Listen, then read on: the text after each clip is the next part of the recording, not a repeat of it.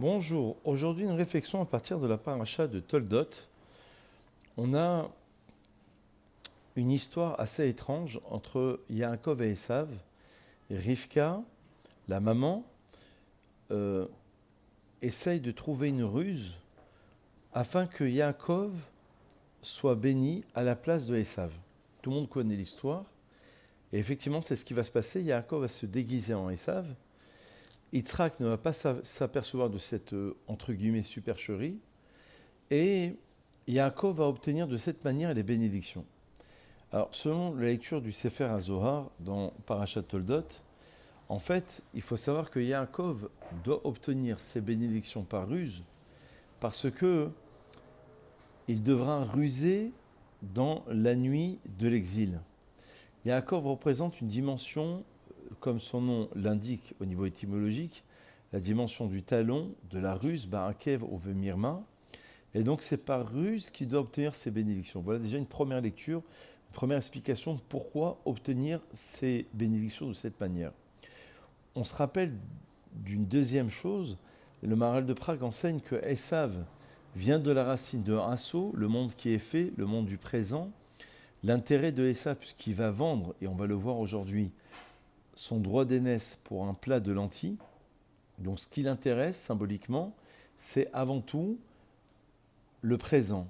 C'est un peu la société occidentale moderne, et évidemment ça représente aussi la société de consommation où ce qui nous intéresse c'est l'instantanéité et l'immédiateté.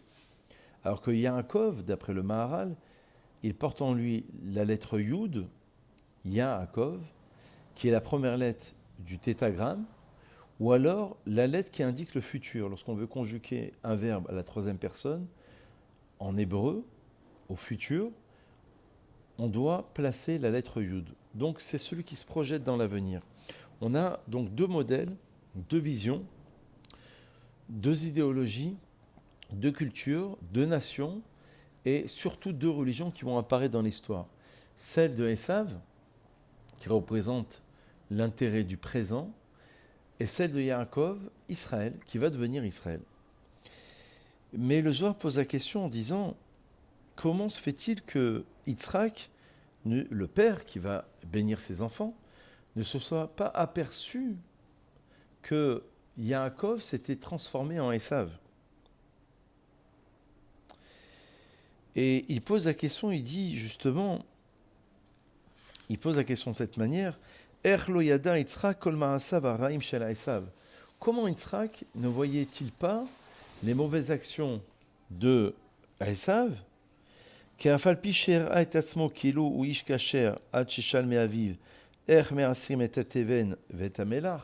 bien que Esav se présentait devant son père comme étant un homme juste, puisqu'il lui demandait comment on faisait le prélèvement sur le sel et sur certains produits, malgré tout, la Shrina, la présence divine, était avec Yitzhak.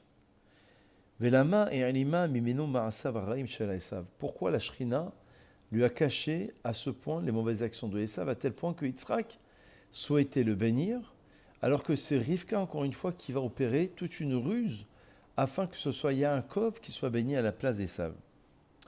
Et voilà la réponse étonnante, j'allais dire, du Zohar qui dit il est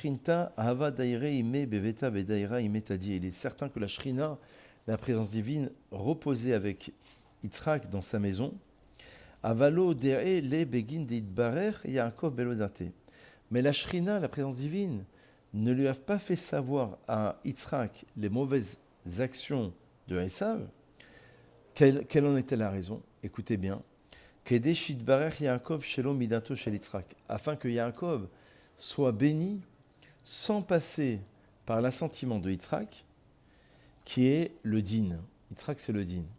Comme si on disait que Yaakov va obtenir les bénédictions, mais par la Shrina directement, va obtenir les bénédictions directement par la Shrina.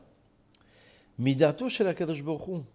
Comme si Yitzhak s'était effacé pour laisser la Shrina intervenir et pour laisser la présence divine bénir directement Yaakov. Et l'intérêt de tout cela, c'est de dire que de la même manière que la bracha de Dieu, de la Shrina, elle va exister pour tous les temps. Et ensuite, Yitzhak va venir, va reconnaître les bénédictions qui ont été attribuées à Yaakov, ce qui va dire Gam Baruch Yeh sera aussi béni. Ou basé Itkaimon Birchotav Leolam. Et voilà la réponse, c'est afin que ces bénédictions se maintiennent à tout jamais. Donc en vérité, il fallait que ça passe de cette manière, que Yaakov obtienne les brachot avec ruse. Parce qu'au moment où Yaakov, nous dit le Zohar, est rentré, Kame Avohi Ala Time Shrinta. La Shrina est rentrée en même temps que Yaakov. Et donc Yitzhak a vu que celui qui rentrait était digne de bénédiction. Avec ce passage, on va pouvoir comprendre une autre chose. C'est que plus loin, toujours dans le Zohar, on nous explique pourquoi il va préparer un plat de lentilles. Des lentilles qui étaient rouges, qui correspondent à la rigueur, parce que le rouge, c'est la rigueur, la Bechina de Esav. Alors, il faut savoir que nous mettre en scène que ce jour-là, c'était l'enterrement, le deuil de Avram Avinu. Et on sait que pour un deuil, on fait cuire toujours des œufs qui représentent la roue qui tourne, et les hadashim, les lentilles aussi. Donc déjà, le plat de lentilles correspondait au jour d'enterrement de Avram Avinu. Et le texte explique en disant que c'est la raison pour laquelle il a fait un plat de lentilles rouge, littéralement, parce que ainsi est faite la nature, c'est que c'est par ce plat-là qu'on va pouvoir casser la puissance de Esav. C'est comme si on disait plus et plus égale moins en mathématiques, en physique. Et donc c'est un petit peu la même idée. Il fallait employer la même nature du rouge qui représente la rigueur pour atteindre la rigueur et affaiblir Esav. D'où la vente du droit d'aînesse. Le droit d'aînesse, c'est le fait de lui supprimer une certaine préséance, une certaine priorité par rapport à son action. Et donc, quelque part, on va pouvoir l'affaiblir à travers la rigueur contre la rigueur, et il va vendre le droit d'aînesse comme si on lui enlevait une partie, justement, de sa toute-puissance. On se rappelle que dans ce passage, non seulement on a, comme on l'a dit tout à l'heure, deux enfants qui représentent deux idéologies, deux philosophies, et on a aussi deux religions qui vont naître, Yaakov et Esav. Esav, c'est la société occidentale, principalement d'aujourd'hui. Mais il faut savoir aussi que Yaakov, la Gemara enseigne qu'il ressemblait étrangement à Adam Arishon. Et le Harizal d'enseigner que Avraham, Yitzhak et Yaakov ont opéré la réparation de la faute d'Adam Arishon. À un certain niveau de lecture, il faut comprendre que Adam Arishon a entraîné la mort, puisqu'il a été expulsé du jardin d'Éden. Il a entraîné la relation, donc comme si il avait été pogem dans Giloui Arayot, et aussi il a provoqué une certaine forme d'idolâtrie à un certain niveau, évidemment pas dans le sens premier, c'est-à-dire la séparation du Créateur. Qui dit création dit séparation avec le Créateur, et donc possibilité de pouvoir exprimer autre chose que Dieu. Viennent Avraham, Yitzhak et Yaakov et vont réparer, vont être le tikkun, la réparation de Adam. Avraham, à travers la Avodah Zara, puisqu'il va abattre toutes les idoles de son père Terach. Yitzhak, en se donnant lors de la Hakeda, il va s'offrir directement à Dieu. Et donc, il répare le côté Shfichut Damim du meurtre. Et Yaakov, en se mariant avec les deux sœurs, il commence à faire ce tikkun-là. Et donc, on a toute une histoire qui est très intéressante, c'est que l'histoire ne fait que commencer, et pourtant on se projette déjà dans une dimension métaphysique, c'est-à-dire d'un combat qui va durer plusieurs millénaires entre Yaakov et Esav.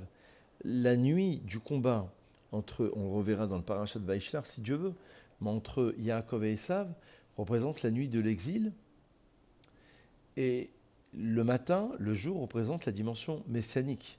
Et c'est ce qu'on voit ici.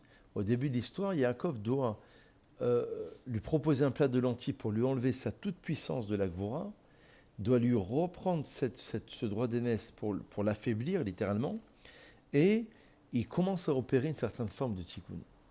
Voilà, une réflexion pour nous aujourd'hui, pour un peu mieux comprendre pourquoi les bénédictions obtenues par Yaakov, pourquoi passent-elles par une ruse qui représente le juif en galoute, en exil, qui doit ruser pour arriver à ses fins. Comme le dit le Sforno, à la fin, le peuple juif triomphera. On connaît la fin de l'histoire. Mais entre-temps, pour que Yaakov devienne Israël, il doit déjà apprendre à ruser. Et Israël, évidemment, il passe de Rekev, Yaakov du talon, à Rosh El, à l'esprit, à la tête, à la dimension où le peuple juif s'est justement transformé et élevé.